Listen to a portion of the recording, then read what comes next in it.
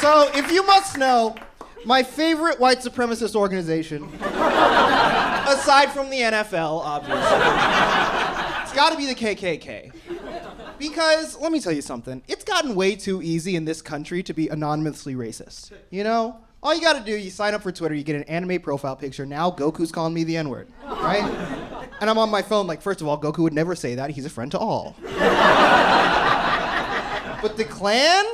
Dude, they used to have to make their own robes. Bro, they made their own robe. Imagine being so racist that you're like, I'm gonna learn to sew. You know what I mean? That's crazy. They couldn't just like buy that shit. They couldn't just go online on Shein or whatever. They weren't having their clothes mass produced in sweatshops like we do now. Like honestly, when you think about it, Klan robes were manufactured more ethically than what most of us are wearing right now. Yeah, dude, say what you want about the Klan, but their fashion was sustainable. The South will rise again. That's recycling. Also, the Klan, they were men who were putting on little outfits, having their parties, rallies. I kind of feel like the KKK was for guys who were too racist to realize they just kind of wanted to do drag. Because the Klan is kind of cunty, no? They're like, I'm a grand wizard. They're like, yes, bitch, you are magical. Girl, you're giving 1950s lunch counter because you are serving whites only. Okay. It's gonna be a heavily racial set. Let's get ready. I was adopted by whites. Sorry. Didn't mean to say whites like that. I meant to say the enemy. So that's what's going on with me. I grew up in an all-white place. I had only white friends, right? But it was the early 2000s, peak Eminem, okay? You remember Eminem came out, he became like a little white boy MLK, where they went, no, that's the Reverend Dr. Mathers to you, right? And so they would listen to Eminem, and they thought they were listening to hip-hop, and they thought that made them black. They thought that made them blacker than me. And they would say that to me. They'd be like, hey, yo, dog, we like blacker than you. That's how they talked. We like blacker than you, dog. And I'd be like, all right, well, I hope you get sickle cell then. Because, no, you don't get to say that to me. You don't get to invalidate my blackness because I got white parents. Like, think about it. I literally got taken by white people. That's the blackest thing you can do, really. That's the original thing of black. I feel like the Confederacy might have lasted longer if they had just called it adoption. They abolished slavery. They're like, what slaves? All I got is my house sons and my field sons. What's the problem? I grew up in Salt Lake City, Utah, also known as Mormon Israel. Don't laugh. If you laugh, you're Hamas. Don't laugh. Hamas. Get him! I was raised Mormon, and if you don't know what Mormonism is, it's basically what happens when you order Christianity on Temu. It's a weird religion, it just shows up to your house, you're like, I didn't order this shit. They had some really weird racist beliefs. They believed that black skin was a curse from God. They believed that black people were inherently morally inferior. But they believed that if you were somehow a good black person in your life, you were one of the good ones, and you went to Mormon heaven, you would become white. Whoa. I was like, wow, I had no idea that Michael Jackson was a Mormon.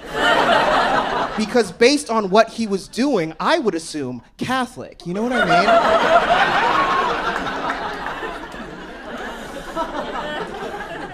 I don't really care like what religion you are now. I will say the one kind of religion that makes me a little mad, I don't really like white spirituality. Like, you know, like every time a white woman's like getting into crystals, I'm like, I hope it's meth. I really do. I don't get it. I don't like it. They're like into karma. If I was white, I would not want to believe in karma, bro. Sitting there meditating. Yo, sorry, I don't think white people should be allowed to meditate. What are you doing sitting there clearing your mind? You should be sitting there thinking about what y'all did. The closest I get to being religious or spiritual in any way at this point is I do a lot of psychedelics. Psychedelics in the crowd? Yeah. I was in Denver recently. I got some mushrooms in Denver within an hour of landing. From the TSA. It was crazy. Just gave them to me. And I was in a hotel lobby and I was tripping really hard and I was so high that I was lost in the lobby. And there was a white man who came up to me and he asked me if I worked there. And that's something that happens if you're black and you're at a public location and you're wearing any clothes. A white dude will come up to you and ask you if you work there. And I was mad about it, obviously, but I was so high that I was like, shit, do I work here? I didn't know what to do, so I turned to him, I went, hey! I don't know. And then he said, my family's having a problem checking in. And I said, we'll be right with you, sir. And then I just walked backwards out of the hotel.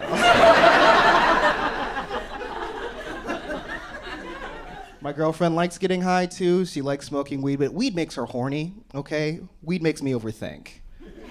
That doesn't mix. My girlfriend likes having high sex. She'll get horny and be like, how are you feeling? I'll be like, where do you think the nearest volcano is?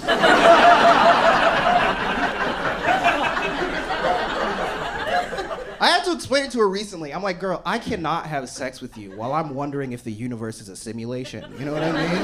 I'm gonna ruin the vibe. She's gonna be like, do you like how it feels being inside of me? I'm like, do you like how it feels being inside a computer? Completely humping in like binary. I'm like 0, 1, 0, 0, 0. She wants me to talk dirty to her. I'm like, you just a little fucking hologram, aren't you? And then I can't even finish because I'm sitting there thinking about how it's crazy that your DNA is in your nut. Yo, it's crazy that your DNA is in your nut.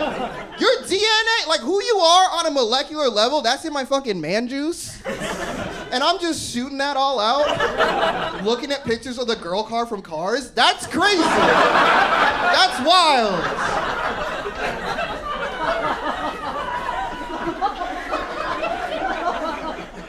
Great job on that joke, you guys. Here comes a real cool transition. Ready? Speaking of white liquids, I'm lactose intolerant. I didn't know, bro. I grew up drinking so much milk. Full glasses, like a goddamn Zodiac killer. I don't know why I was drinking so much milk. I don't know. It's because in America, we have such a lactonormative society. You know what I mean? America, we love milk. We love milk so much. We had entire men used to dress up in little outfits, little hats, like they were in the damn Navy. And they would come to your house and deliver your milk, and you had to be like, thank you for your service. And then they'd have sex with your wife, and you'd watch them being like, USA, you know? So much pro-milk propaganda. You remember those Got Milk ads? Those ads that would come on, most passive-aggressive ads of all time.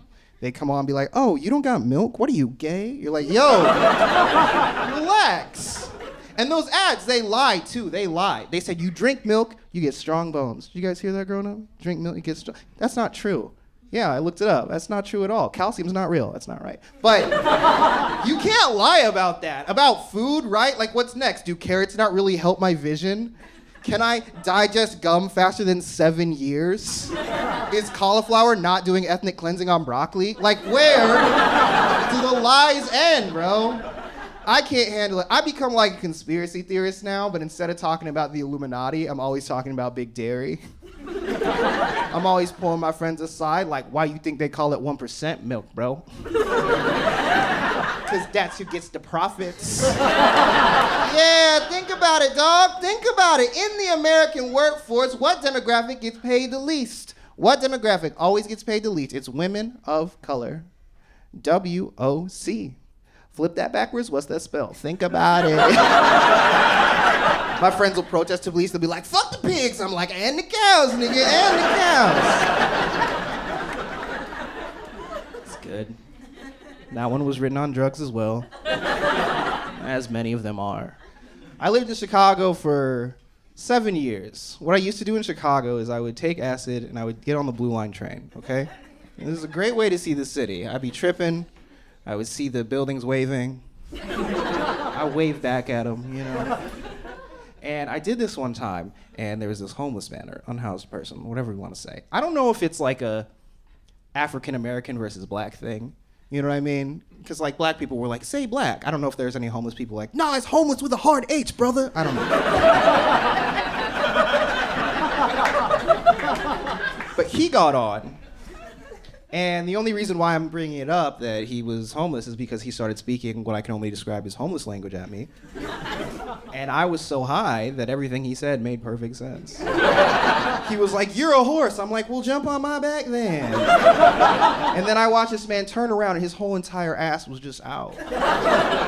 I'm like, I don't want to look at ass, but because I was tripping, I started thinking about it deeper. I'm like, yo, technically I'm not looking at ass. Technically I'm looking at millions and millions of cells made up of millions and millions of atoms. And you know what? I'm not even looking at that. What I'm looking at is the light traveled 90,000 miles, bounced off that ass into my eye, into my brain, creating a picture of an ass. And I was so fucking high that out loud to everybody on the train, I was like, that ass is amazing. All right, you guys have been phenomenal. I'm Skyler Higley. Give it up for yourself.